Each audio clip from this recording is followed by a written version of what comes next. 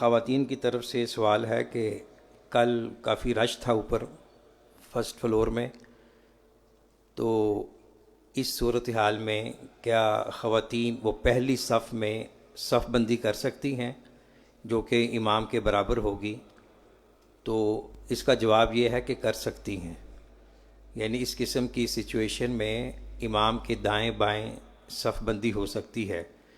تو جس طرح گراؤنڈ فلور میں فرسٹ صف جو ہے وہ خالی ہوتی ہے، اگر مردوں کو ضرورت پڑے یہ بھی دائیں بائیں کھڑے ہو سکتے ہیں، تو اسی طرح اوپر جو فرسٹ فلور کی صف ہے وہ اس کے برابر آ جائے گی، تو اس میں کوئی قباحت نہیں ہے۔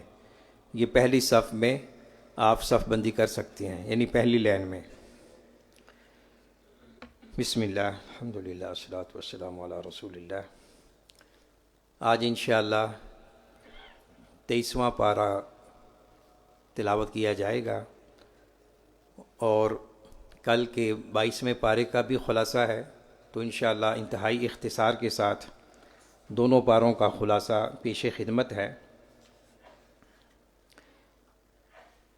ازواج مطہرات کا مقام سٹیٹس بیان ہوا ہے 22ویں پارے میں سورۃ الاحزاب میں، اور نبی اکرم صلی اللہ علیہ وسلم کی جو ازواج مطہرات ہیں ان کو مومنوں کی ماں کہا گیا ہے، مائیں ازواجہ امہاتہم، امہات ان کی جمع ہے، تو اس میں ان کا بہت بڑا اعزاز اور سٹیٹس ہے۔ تو حضرت عائشہ رضی اللہ تعالی عنہا سے منقول ہے کہ ان کے زمانے میں ان سے کسی نے کہا کہ فلاں شخص یا فلاں قبیلے کے کچھ لوگ وہ آپ کو ماں تصور نہیں کرتے، تو انہوں نے کہا کہ ہم مومنین کی مائیں ہیں،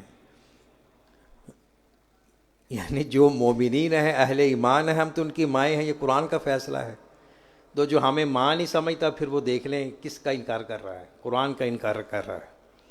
تو یہ بہت بڑا ان کا اعزاز ہے، اور اللہ تعالیٰ ایسے لوگوں کو ہدایت دے جو ازواج مطہرات پر تبرہ کرتے ہیں اور ان پر طعن و تشنیع کر کے اپنا ایمان، عقیدہ اور آخرت برباد کرتے ہیں۔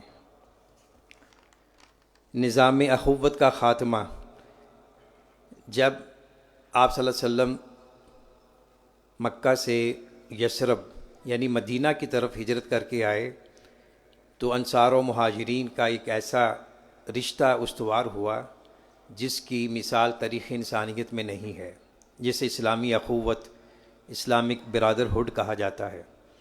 تو یہ کچھ عرصہ قائم رہا، آپ نے ایک مہاجر کو انصاری کے ساتھ جوڑ دیا، اور جو معاشی اور معاشرتی سماجی طور پر ایک خلا پیدا ہو رہا تھا، آپ نے اس کا اس انداز میں حل کیا۔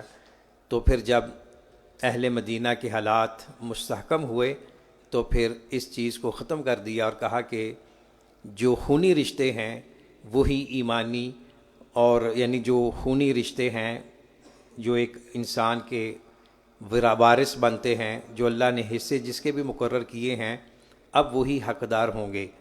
تو یہ نظام اخوت کا جو دینی بھائی چارے کا جو نظام تھا اس کو ختم کیا گیا، اور جو اصلی رشتہ داری ہے پھر اس کو بحال کیا گیا۔ محمد رسول اللہ صلی اللہ علیہ وسلم خاتم النبیین ہیں۔ قرآن کریم کی ایک آیت ہے، ما کان محمد ابا احد من رجالکم ولکن رسول اللہ و خاتم النبیین، اور بہت سی احادیث اجماع امت اس بات پر شاہد ہے کہ آپ صلی اللہ علیہ وسلم کے بعد نبوت و رسالت کا دروازہ بند ہے۔ اب جو شخص بھی نبی ہونے کا دعویٰ کرے گا یا کسی کو نبی مانے گا وہ دائرہ اسلام سے خارج ہے۔ یہ فیصلہ ہے قرآن کا، حدیث کا، پلس ہمارے پاکستانی قانون کا بھی۔ جب ان کو قادیانیوں کو غیر مسلم ڈکلیئر کیا گیا، اس کے پیچھے بڑی تاریخ ہے، 18 دن سے زیادہ ڈیبیٹ ہوئی تھی، اور فیصلہ اس نقطے پہ ہوا جب علماء اسلام کی طرف سے پوچھا گیا کہ تمہارا غیر قادیانیوں کے بارے کیا موقف ہے؟ تو انہوں نے کہا کہ وہ کافر ہیں، یعنی جو ہمارے غلام احمد مرزا کو نہیں مانتا، ہمیں نہیں مانتا، وہ کافر ہے۔ تو لبرل قسم کے لوگ بھی پھر سر پکڑ کے بیٹھ گئے کہ یہ ساری امت کو کافر کہہ رہے ہیں تو ان کو کافر کیوں نہ کہا جائے۔ تو پھر اس وقت کے جو بھٹو صاحب سے اللہ تعالیٰ نے ان سے یہ کام لیا، انہوں نے پھر سائن کر دی اس بل پہ اور کہا کہ میں اپنے ڈیتھ سرٹیفکیٹ پہ سائن کر رہا ہوں۔ یہ بڑا دباؤ تھا۔ برکیف اللہ تعالیٰ اپنے دین کی حفاظت کا کام کسی سے بھی لے سکتے ہیں۔ نبی اکرم صلی اللہ علیہ وسلم کے گھروں میں جانے کے آداب ہیں۔ خواتین کے لیے پردے کا حکم ہے۔ جوں جوں مسلمانوں کے پاس پیسہ زیادہ آ رہا ہے، ترقی زیادہ ہو رہی ہے، تو خواتین ہماری پردوں سے باہر ہوتی جا رہی ہیں۔ تو یہ ہم سب کے لیے چشم کشاں ہے۔ دین اخلاق کا تقاضا ہے کہ خواتین پردے کو اختیار کریں۔ یہ کسی مولوی مفتی صاحب کا فتویٰ نہیں ہے، یہ اللہ کا فیصلہ ہے۔ نبی اکرم صلی اللہ علیہ وسلم کی احادیث میں اس کا ذکر ہے، اور آپ کی جو ازواج مطہرات ہیں انہوں نے اس پر عمل کر کے دکھایا۔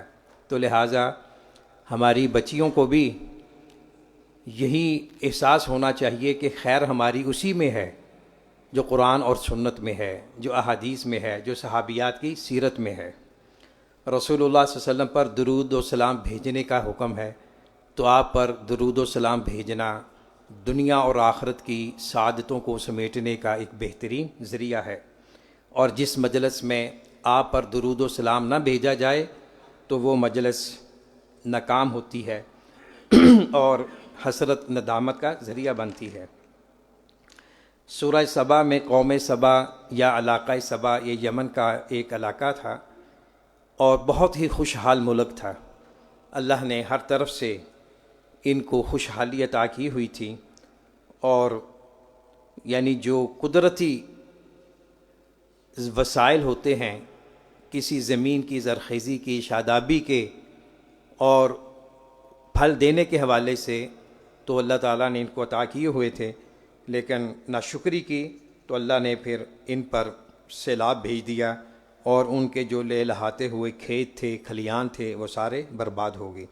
تو اس میں سبق یہ ہے کہ اللہ کی نعمتوں پر ہمیشہ شکر ادا کرنا چاہیے۔ سیدنا داؤد اور سیدنا سلیمان علیہ السلام کی شکر گزاری کا ذکر ہے، اور داؤد علیہ السلام کے بارے یہ کہ اللہ نے ان کو یہ اعجاز عطا کیا تھا کہ جو پرندے ہیں ان کے ساتھ مل کر تسبیح کرتے تھے۔ اس کے باوجود، یعنی اس قدر قدرت طاقت رکھنے کے باوجود، نبی ہونے کے باوجود، وہ ایک لوہار کے طور پر بھی کام کرتے رہے۔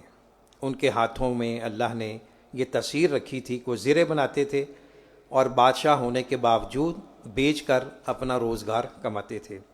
سلیمان علیہ السلام کے لیے ہوا کو تابع کر دیا، آپ اس کے ذریعے آدھے دن میں مہینہ بھر کا سفر کر لیتے تھے۔ جنات، ہوائیں اور یہ پہاڑ وغیرہ یہ ان کے تابع تھے، یہ اللہ کی طرف سے بطور معجزہ۔ سلیمان علیہ السلام کی موت کا تذکرہ ہے کہ وہ اپنی لاٹھی پہ ٹیک لگائے ایک بلڈنگ کی تعمیر کروا رہے تھے۔ کافی عرصہ وہ جنات کام کرتے رہے، تو لوگوں کا یہ عقیدہ تھا کہ یہ جنات غیب جانتے ہیں۔ تو سلیمان علیہ السلام کی وفات اسی حالت میں ہو جاتی ہے، وہ لاٹھی پہ ٹیک لگائے کھڑے ہیں، اور جنات کو پتہ نہیں چلا کہ وہ فوت ہو گئے۔ کافی عرصہ کے بعد جب ان کی لاٹھی نیچے دیمک سے خالی ہو گئی، کھوکھلی ہو گئی، تو وہ گر پڑے، تو جنات کو پتہ چلا، تو پھر انہوں نے کہا کہ ہمیں پتہ ہی نہیں چلا، ہم ایسے ہی مشقت میں رہے۔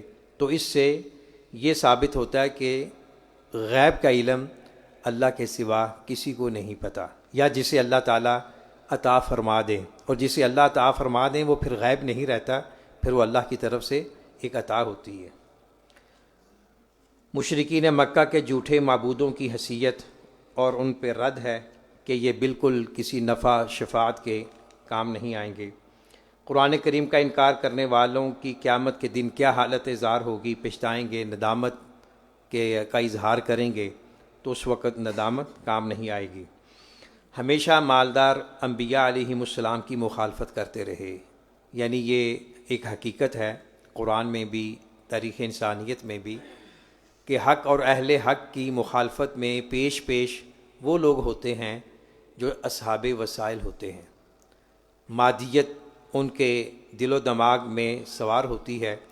جب نبی حلال حرام کا تذکرہ کرتے ہیں تو وہ سمجھتے ہیں کہ شاید ہماری آزادی پہ قدغنیں لگ رہی ہیں، تو اس لیے وہ مخالفت کرتے ہیں۔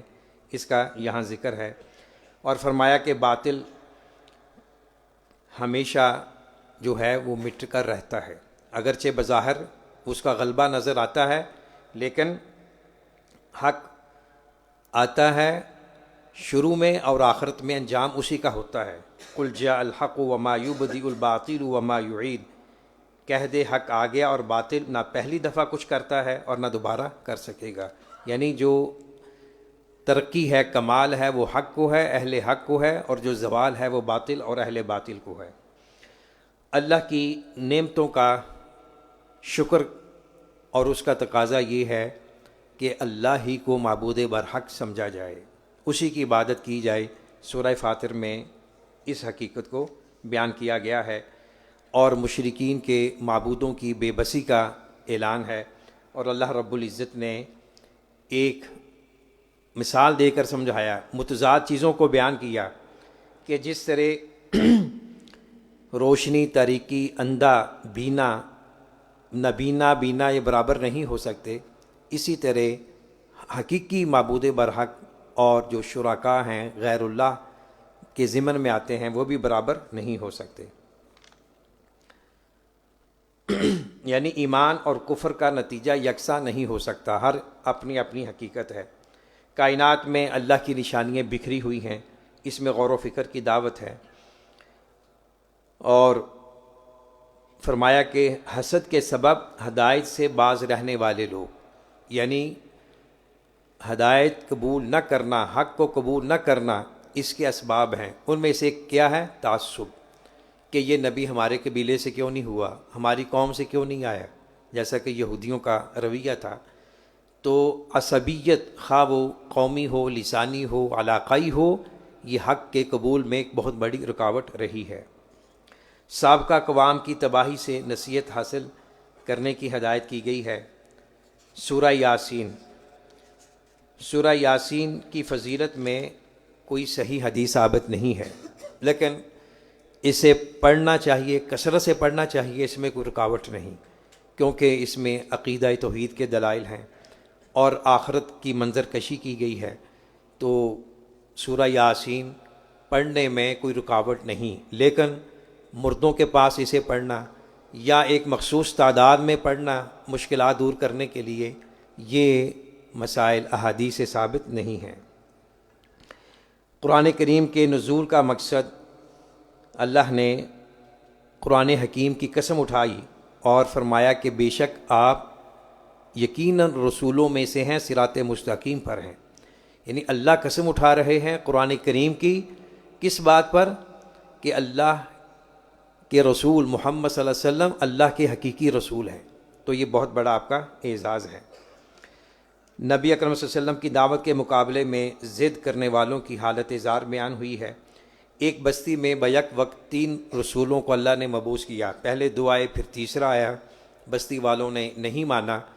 پھر ایک بستی کے کنارے میں رہنے والا ایک نوجوان تھا، تاریخی روایات میں اس کا نام حبیب النجار آتا ہے، تو اس نے دور سے آ کر ان 3 رسولوں کی تائید اور حمایت کی اور کہا کہ تمہیں کیا ہو گیا ہے، یہ حقیقت اور حق کی طرف بلا رہے ہیں، تم انہیں کیوں جھٹلا رہے ہو؟ تو قوم بپھری ہوئی تھی، انہوں نے ان کو وہیں مار دیا، شہید کر دیا۔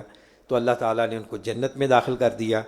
وہ جنت میں گیا اور وہاں اس نے خواہش کی، کاش میری قوم جان لے کہ اللہ نے میرے ساتھ کیسا معاملہ کیا ہے میرے توحید اختیار کرنے پر۔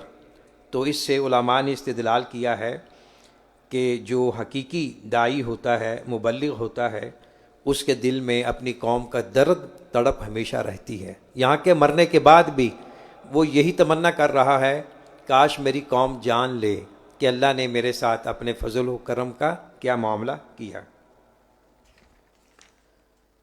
اس کے بعد سورہ یاسین میں جنت، اہل جنت کا تذکرہ ہے، جہنم اور اہل جہنم کا تذکرہ ہے، اور اللہ نے عقیدہ توحید پر کچھ عقلی دلائل دیے ہیں۔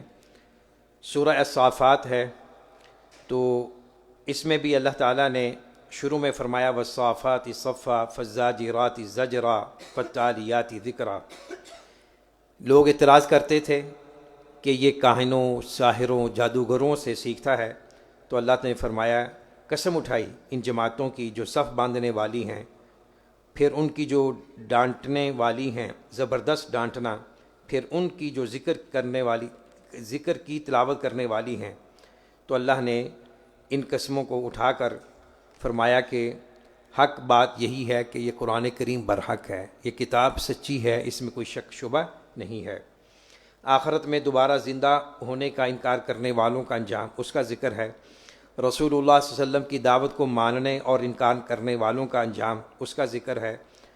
انبیاء علیہم السلام کی خدمات پر خراج تحسین ہے، اور بالخصوص حضرت ابراہیم علیہ السلام، موسیٰ علیہ السلام، الیاس علیہ السلام، یونس علیہ السلام، اسماعیل علیہم السلام، ان کا تذکرہ ہے۔ اور اسماعیل علیہ السلام کا جو واقعہ ذبح ہے، جو ہم عید الاضحیٰ کے موقع پر قربانی کرتے ہیں، اس واقعہ کا بھی ذکر ہے۔ یہ فیضان الہی اور مکتب کی کرامت تھی، سکھائے کس نے اسماعیل کو آداب فرزندی، تو اس میں ایک مؤدب، مہذب، بااخلاق بیٹے کا کردار بھی سامنے آتا ہے۔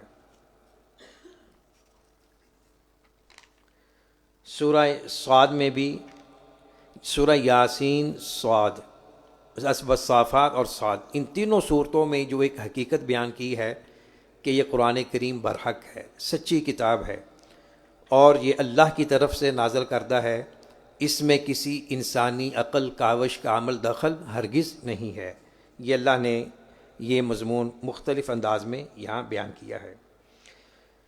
انبیاء علیہم السلام کی آزمائش کا تذکرہ ہے۔ سیدنا داؤد علیہ السلام اور ان کے صاحبزادے حضرت سلیمان علیہ السلام کے واقعات کا تذکرہ ہے، اور ان پر جو اللہ نے انعامات کیے تھے، پھر ان کو آزمایا، اس کا تذکرہ ہے۔ سیدنا ایوب علیہ السلام کی آزمائش کا ذکر ہے۔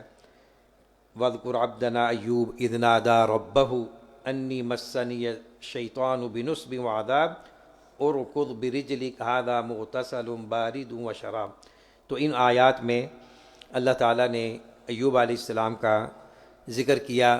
ایک طویل عرصہ 20-22 سال وہ بیماری میں مبتلا رہے، لیکن اللہ پر توکل، اعتماد، یقین کو نہیں چھوڑا۔ بالآخر اللہ تعالیٰ نے ان کو شفائے کاملہ عاجلہ عطا کی۔ تو اس سے پتہ چلتا ہے کہ جو بھی اللہ کے زیادہ قریب ہوتا ہے، حق کے قریب ہوتا ہے، اس پر آزمائشیں آتی ہیں، یہ اللہ کی سنت ہے۔ تو آزمائشوں کا آنا اس بات کی دلیل نہیں کہ وہ آدمی اللہ کے ہاں مقبول نہیں ہے، بلکہ وہ جتنا اللہ کے ہاں مقبول و محبوب ہے، اسی قدر اس پر آزمائشیں آتی ہیں، جسمانی طور پر، خاندانی طور پر، مالی طور پر، جسمانی طور پر۔ تو یہ اللہ کی سنت ہے، اللہ آزماتے ہیں۔ والعاقبۃ للمتقین، آخر انجام جو ہوتا ہے اہل تقوی کا ہوتا ہے۔ سورہ الزمر، یہ وہ صورت ہے کہ نبی اکرم صلی اللہ علیہ وسلم روزانہ اس کی تلاوت فرماتے تھے، سورہ بنی اسرائیل اور سورہ الزمر۔ تو معتکفین حضرات سے میں گزارش کروں گا کہ آپ کو اللہ نے موقع دیا ہے تو وہ آیات، وہ صورتیں، وہ دعائیں جو آپ صلی اللہ علیہ وسلم سے ثابت ہیں، اس کا اہتمام ہونا چاہیے۔ تو ان صورتوں میں سے سورہ زمر بھی ہے، تقریباً آدھا پارہ بنتی ہے، تو بنی اسرائیل کو شامل کر لیا جائے تقریباً ایک پارہ بن جاتا ہے، 20-25 منٹ لگ جائیں گے۔ تو کوشش کریں کہ آپ اس مسنون وظیفے پر بھی عمل کریں۔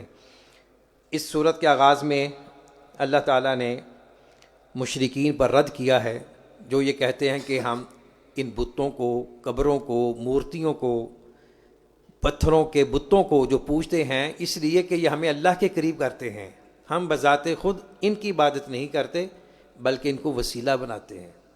جس طرح آج کل کچھ جو دین سے دور ہمارے مسلمان ہیں، اللہ سب کو ہدایت دے، وہ کہتے ہیں کہ ہم مزاروں میں، درباروں میں، قبروں میں جاتے ہیں کہ یہ ہماری آگے پہنچاتے ہیں۔ یہ نظریہ درست نہیں ہے۔ اللہ کو کسی واسطے وسیلے کی ایسی ضرورت نہیں ہے، وہ تو ہماری شاہ رگ سے بھی قریب ہے۔ تو اللہ کو جہاں بھی جیسے بھی انسان پکارتا ہے، اللہ تعالیٰ اس کی پکار کو سنتے ہیں، اور اللہ تعالیٰ اپنی حکمت مشیت کے تحت پھر اس کی دعا کو قبول بھی فرماتے ہیں۔ اللہ نے اپنا تعارف کروایا ہے آسمان، زمین اور پھر رات آنے جانے کا، اور سورج، چاند کا، اور ان کا جو اپنے اپنے محوروں میں گردش ہے اس کا ذکر ہے۔ یہ اللہ کی بہت بڑی نشانی ہے۔ اللہ تعالیٰ اپنے بندوں کے شکر کو پسند اور ناشکری کو ناپسند کرتے ہیں۔ یہ کئی بار مضمون بیان ہوا ہے کہ شکر کرنا اللہ کا، اس کی مخلوق کا، یہ صرف قرآنی اخلاق نہیں ہے بلکہ ایک انسانی اخلاق ہے۔ شکر کو پروموٹ کرنا چاہیے۔ اگر کوئی کسی کے ساتھ احسان کرتا ہے، کم از کم اسے جزاک اللہ خیرن کہہ دینا چاہیے۔ شکر کہنے سے مثبت جذبات فروغ پاتے ہیں۔ ہجرت کا حکم ہے کہ جہاں دین اخلاق قائم نہ رہ سکے تو وہاں سے کوچ کر جانا، وہاں سے موو کر جانا اس علاقے کی طرف جہاں دین اور اخلاق کو تحفظ ہو، وہاں جانا چاہیے، ضروری ہے۔ یہ قرآن کریم کا امر ہجرت ہے۔ عقل مندوں کی صفات بیان کی گئی ہیں، ان میں سر فہرست یہ ہے کہ وہ اللہ کی معرفت ان کے دلوں میں ہوتی ہے، وہ اللہ کو جانتے ہیں، اللہ کی پہچان ہوتی ہے، عقیدہ توحید ان پہ راسخ ہوتا ہے، اور اچھی بات سنتے ہیں اور اس پر عمل کرتے ہیں۔ یہی لوگ ہدایت یافتہ ہیں، یہی عقل والے ہیں۔ اللہ رب العزت سے دعا ہے اللہ تعالی ہمیشہ ہمارے دلوں کو قرآن و سنت کے نور سے منور فرمائے۔ وآخر دعوانا ان الحمد للہ رب العالمین۔